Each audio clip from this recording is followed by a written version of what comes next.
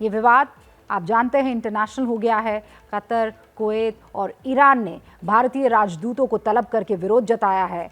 कई अरब देशों ने अपने अपने सुपर स्टोर्स में इंडियन प्रोडक्ट्स को बैन कर दिया है। इसके अलावा 57 मुस्लिम देशों के इस्लामिक सहयोग संगठन यानी OIC ने भी निंदा की है। हालांकि भारत सरकार ने OIC का बयान खारिज किया है और कहा है कि भारत में हर धर्म का सम्मान होता है, लेकिन देश में भी उबाल आया हुआ है। बीजेपी ने भले ही नुपुर शर्मा को सस्पेंड कर दिया हो, नवीन कुमार जिंदल को निष्कासित कर दिया हो, लेकिन विरोध करने वाले इनकी गिरफ्तारी की मांग कर रहे हैं।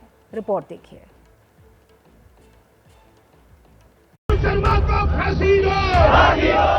कार्रवाई होने के बाद भी मामला शांत नहीं हुआ है। ये मुंबई के भिंडी बाजार की तस्वीरें हैं, जहां नुपुर शर्मा के खिलाफ प्रदर्शन हो रहा है। अब मांग की जा रही है कि सिर्फ निलंबन ही काफी नहीं है, गिरफ्तारी होनी चाहिए। नुपुर शर्मा ने जो नेशनल टीवी पर बैठकर जिस तरह के जिस अंदाज में हमारे नबी की शान में यानी हमारी जान की शान में, हमारे ईमान की शान में जो गुस्ताखी की और हमारी माँ की शान में जो गुस्ताखी की है, वो उससे पूरा हिंदुस्तान ही नहीं बल्कि पूरे दुनिया के मुसलमानों का दिल जख्मी है।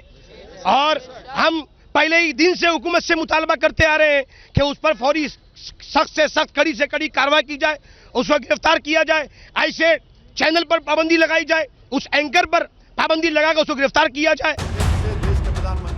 नुपुर के बयानों पर देश की सियासत में भी उबाल आया हुआ है। असदुद्दीन ओवैसी बुरी तरह से भड़के हुए हैं, साफ आरोप लगा रहे हैं कि प्रधानमंत्री ने कार्रवाई नहीं की, जिसकी वजह से भारत की बेइज्जती हुई। ओवैसी भी बीजेपी के प्रवक्ताओं को गिरफ्तार करने की मांग कर रहे हैं।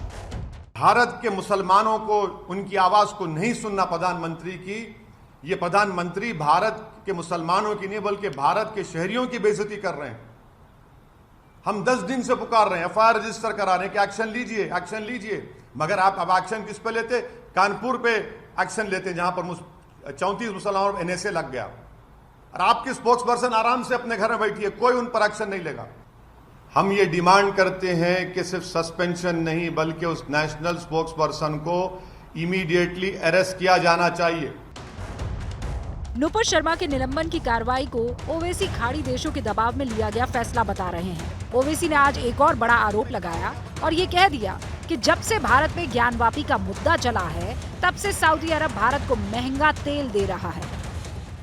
क्या ये बात सच नहीं है कि किंगडम ऑफ सऊदी अरेबिया ने जो भारत को ऑयल बेचता है, $2 से उस ऑयल को बढ़ाकर $6 कर दिया? और बोलिए ज्ञानवापी,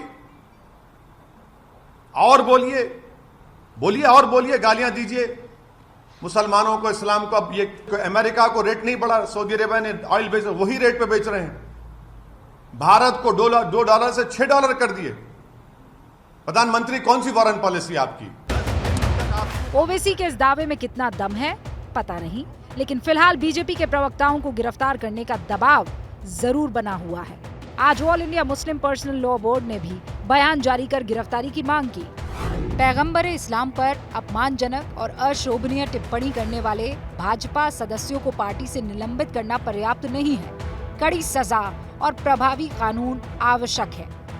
लेकिन ऐसा नहीं है कि नुपुर शर्मा की सिर्फ निंदा ही हो रही है, उन्हें समर्थन भी पुरजोर मिल रहा है। नुपुर शर्मा और नवीन जिंदल पर कार्रवाई से हिंदूवादी नेता साध्वी प्राची नाराज दिख रही हैं। उन्होंने दोनों को अपना समर्थन दिया है कि सच बोलने की सजा कई लोगों को मिल चुकी है और नुपुर शर्मा को भी वही सजा मिल रही है।